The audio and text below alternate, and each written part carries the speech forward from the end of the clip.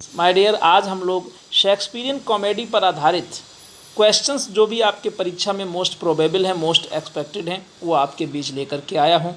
अच्छा लगे तो कमेंट, लाइक, शेयर और ज़रूर करिएगा। पहला क्वेश्चन स्क्रीन पर, Shakespearean comedy is by nature realistic, satirical, romantic, absurd. My dear, याद रखिएगा कि शेक्सपियर भले ही एलिजाबेथन एज को बिलोंग करते हैं, लेकिन जो इनकी कॉमेडीज़ हैं उनमें जो एलिमेंट है रोमांटिक है। The correct option is C is the right answer. Next, Shakespeare's comedy is set in classical setting, romantic setting, fearful setting, setting of the supernatural. अब देखो ये क्वेश्चन कितना जानदार और शानदार है माय डियर। देखो, क्लासिकल सेटिंग तो हम नहीं कह सकते हैं, क्योंकि three unity, unity of time, unity of place और यूनिटी ऑफ कौन सी तीसरी यूनिटी है, एक्शन, ये तीनों को इन्होंने बहुत ही स्ट्रिक्टली ऑब्जर्व नहीं किया है। जहाँ जिसकी ज़रूरत हुई वहाँ उसमें छूट ले ली। रोमांटिक सेटिंग और फियरफुल सेटिंग और setting of the super natural. My dear, कई लोगों के दिमाग में सुपर नेचुरल जैसे ही जाएगा वो डी ऑप्शन लगा देंगे, क्योंकि शेक्सपियर ने भूत, प्रेत, विचित्र, चुड़ैल इनका प्रयोग किया है। लेकिन पक्का याद रखो इस क्वेश्चन का सही आंसर क्या है। इन्होंने जो थ्री यूनिटीज़ को स्ट्रिक्टली फॉलो नहीं किया, इसी वजह से सही ऑप्शन है romantic setting is the right answer. Question number 3, in Shakespearean comedy the hero is generally, बहुत ही ध्यान से देखिएगा, inferior to the heroine, superior to the heroine, greater than the heroine, lower than the heroine. बहुत अच्छा question है। कह रहा कि शेक्सपियर की कॉमेडी में जो हीरो होता है वो इन्फीरियर टू द हीरोइन होगा। क्या आप लोग ए ऑप्शन लगा रहे हैं? अगर मैं आपसे कह दूं कि थर्ड क्वेश्चन का करेक्ट आंसर है क्या, फिर से देखिएगा, यदि मैं आपसे कह दूं कि थर्ड क्वेश्चन का जो करेक्ट आंसर है वो ए है, तब आप पूछोगे कि सर कैसे।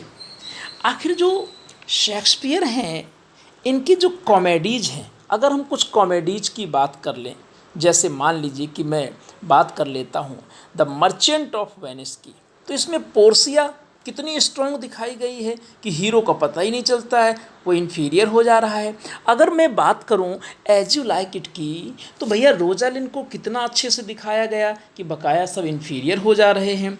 अगर मैं बात कर लूं ट्वेल्थ नाइट की, तो वायला को कितना अच्छे से दिखाया गया है कि सब इन्फीरियर हीरो हो जा रहा है। तो A option is the right answer. आइए नेक्स्ट क्वेश्चन की ओर चलते हैं। Question number 4, in Shakespearean tragedy the treatment of love is realistic, unrealistic, romantic, sexual। बहुत अच्छे से ध्यान रखिएगा। देखो, जब ये क्वेश्चन नंबर 4 परीक्षा में आएगा ना, तो कई लोग तो सोचेंगे कि भैया जब प्यार की घटना कोई देखते हैं तो लगता है कि सच्ची सच्ची वाली हो रही है हमारे साथ, उसको रियलिस्टिक कहते हैं। अनरियलिस्टिक जो ऐसा लगे कि यार ऐसा रियल लाइफ में तो नहीं होता है।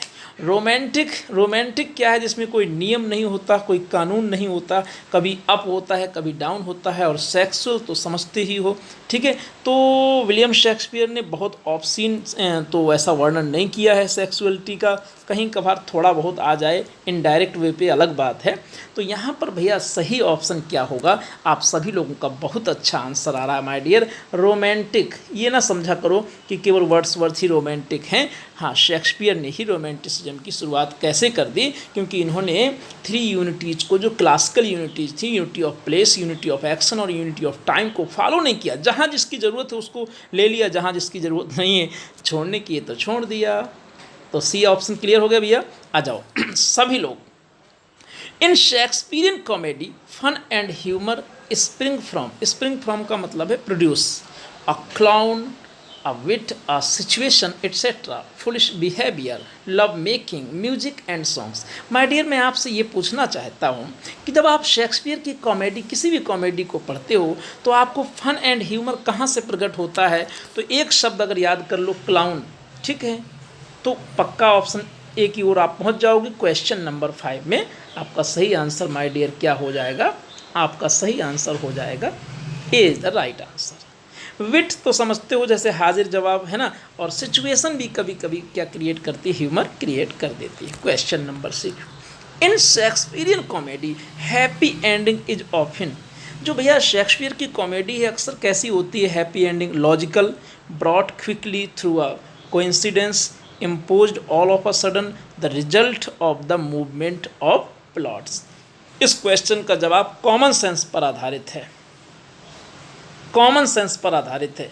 हाँ, जितने लोग बी फॉर बॉम्बे लगा रहे हैं वो सब सही हैं, डी फॉर दिल्ली वाले लोग गलत हैं। यहाँ पर आप 6 में बी ऑप्शन लगाइए। एक्सप्लेन करने के लिए मैं आपके बीच में हाजिर हूँ। देखो माय डियर, आप किसी भी कॉमेडी को पढ़ना तो आप क्या पाएंगे, आप ये लॉजिकल नहीं मिलेगा, अचानक ही होगा।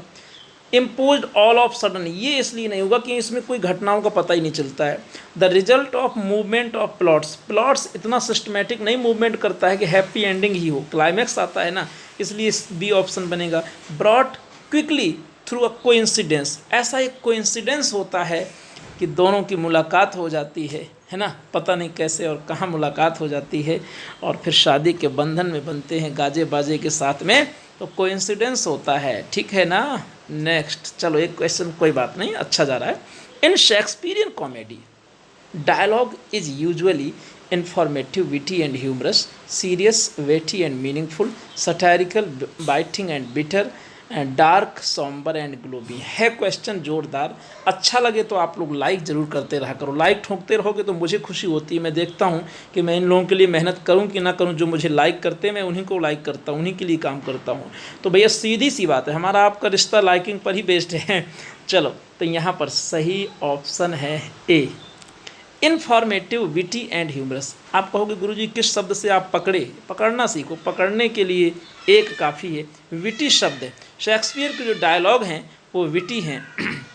नेक्स्ट, शेक्सपियरियन कॉमेडी प्रेजेंट्स, क्या शेक्सपियरियन कॉमेडी प्रेजेंट करती है? आप सभी साथियों को रिप्लाई करना है। 4 sets of its nature, single set of its nature, Sunny set of its nature, many sets of its nature. तो आप बताएंगे सभी साथी। क्वेश्चन नया लगे, हटके लगे थोड़ा सा, है ना, क्योंकि हटके होगा तो वो झटके तो देगा ही। और correct option is A is the right answer. आप कहोगे गुरुजी एक्सप्लेन करे बिना नहीं जाऊँगा।